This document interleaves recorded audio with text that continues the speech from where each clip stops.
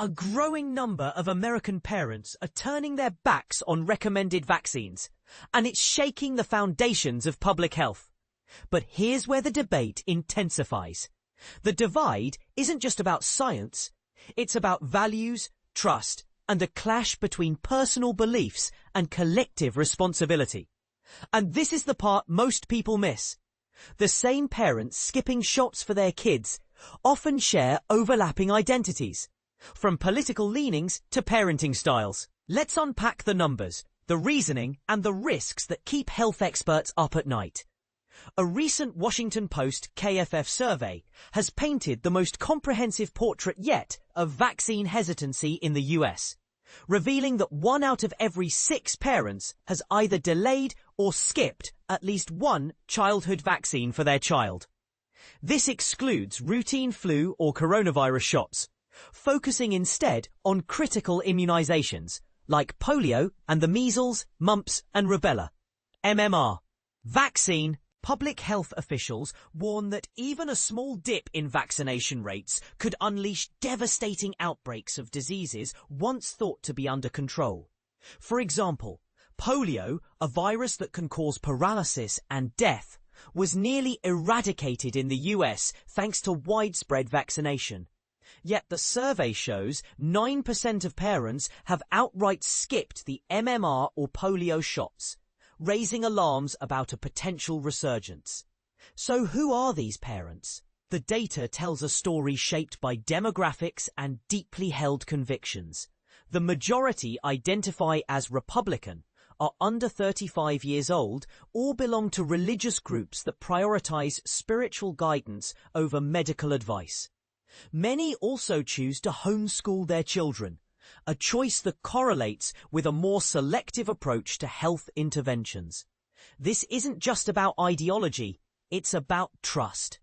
Parents in these groups often question the motives behind vaccine recommendations, citing concerns about side effects, corporate influence, or a perceived overreach by government health agencies. But here's where it gets controversial. Is this hesitancy a rational response to misinformation, or a dangerous gamble with public safety? Critics argue that skipping vaccines isn't just a personal choice. It's a risk to the broader community, especially for those who can't be vaccinated due to medical conditions. Supporters of these parents, however, see it as a fight for autonomy, emphasizing the right to make informed decisions about their children's bodies. Could this divide deepen as future health crises emerge, testing the balance between individual freedom and societal well-being? To put this in perspective, imagine a classroom where 15% of students lack MMR protection. In a setting where children are in close contact, even a single unvaccinated child could spark an outbreak. The same logic applies to communities. The more people who skip vaccines, the thinner the herd immunity shield becomes. Health experts stress that vaccines are rigorously tested, and that the risks of not vaccinating far outweigh the rare side effects some fear. Yet for many parents, the emotional weight of these decisions, rooted in personal experience, cultural narratives, or distrust in institutions, overrides statistical reassurances. And this is the part most people miss. The conversation isn't just about science. It's about how people process information, the role of social networks in shaping beliefs, and the emotional stakes of parenthood. A parent who skips a vaccine might not be rejecting medicine entirely. They could be reacting to a single anecdote about a child's adverse reaction, or a viral post that casts doubt on vaccine safety. In a world of endless online debates, it's easy to see how fear can outpace facts. So where do we go from here?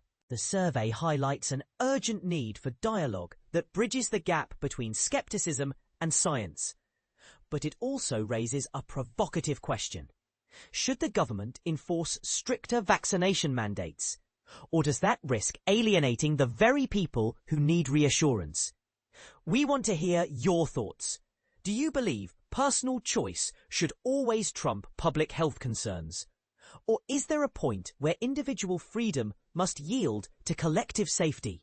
Share your perspective in the comments below, and let's keep the conversation moving forward.